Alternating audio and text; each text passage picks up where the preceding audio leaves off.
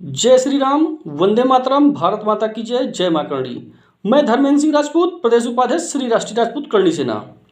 जैसा कि आप लोग लगातार देख रहे हैं, उत्तर प्रदेश ही नहीं पूरे देश का माहौल एक तुच्छ मानसिकता के सांसद ने संसद में बयान देकर खराब किया है। काश उसी समय इस तुच्छ सांसद को वहां बैठा किसी सदस्य ने सबक सिखा दिया होता तो ये देश का माहौल खराब न होता।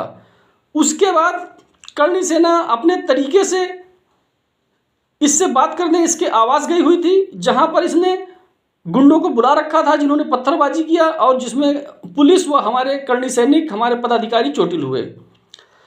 और उसके बाद ये लगातार बयान दे रहा है कि मैं माफ़ी नहीं मांगूंगा और उसके बाद अगर इनको कोई वो हो तो ये आमने सामने पुलिस प्रशासन या शासन इजाज़त दे दे तो ये आमना सामना कर लेंगे, निपट लेंगे। वही मैं भी कह रहा हूँ सांसद महोदय, अगर आपको निपटने का इतना ही शौक है तो आप हमारे किसी भी जो हमारे अभी चोटिल योद्धा हैं, करणी सैनिक हैं, अगर आप उनमें से किसी एक से भी जो मेरे स्वस्थ योद्धा हैं, उनकी तो बात ही छोड़िए, जो मेरे चोटिल योद्धा हैं, तो उनसे 1 to 1 कर ले।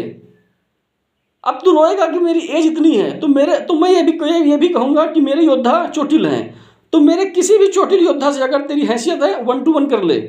किसी प्रकार की कोई नहीं होगी, शासन प्रशासन से इजाज़त ले ले और 1 to 1 कर दे, तुझको इतिहास भूगोल सब कुछ पता चल जाएगा राजपूतों का।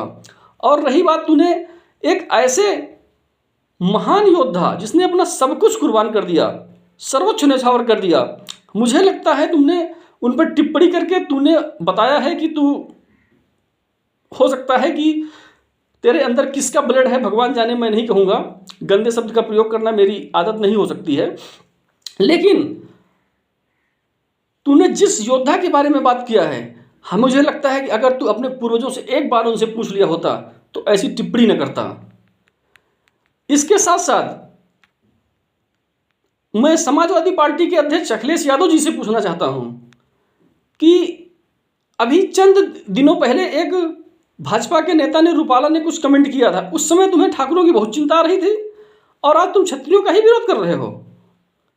तुम क्षत्रियों का विरोध कर रहे हो, तुम्हें क्षत्रिय वोट नहीं देता। इसके साथ साथ जो समाजवादी पार्टी में छत्री बैठे हुए हैं, मैं उनसे कहना चाहता हूं, आप लोग उस पार्टी में इतिहास भूगोल का ज्ञान करवाइए, ऐसे नेताओं को, अपने अध्यक्ष को ज्ञान करवाइए, हर स्तर से ज्ञान करवाइए, क्योंकि समय अब यही मांग रहा है कि इतिहास भूगोल की इनको अपने तरीके से जानकारी दी जाए।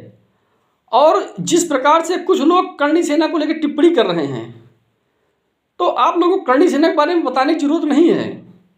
पूरे देश में करणी सेना क्या करती है, कैसे करती है, और अभी तो ये ट्रेलर शुरू हुआ था। हम निंदा पे विश्वास नहीं करते हैं। आप लोगों ने देखा है करणी सेना ने क्या किया है।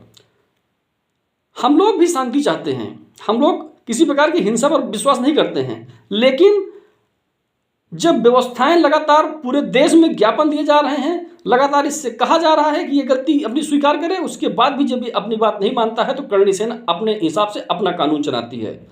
तो करणी सेना का अपना कानून है, करणी सेना अपने कानून से कार्रवाई करती है और आने वाले 12 अप्रैल को करणी सेना अपने कानून से कार्य करेगी। इसलिए सुमन, अगर तुझे अभी भी लगता है कि करणी सेना के किसी भी करणी सैनिक से या चोटिल योद्धाओं से तुझे 1 to 1 आमना सामना करना है तो डेट, जगह, समय तू बता दे, करणी सेना आपके पास पहुंच जाएगी। धन्यवाद।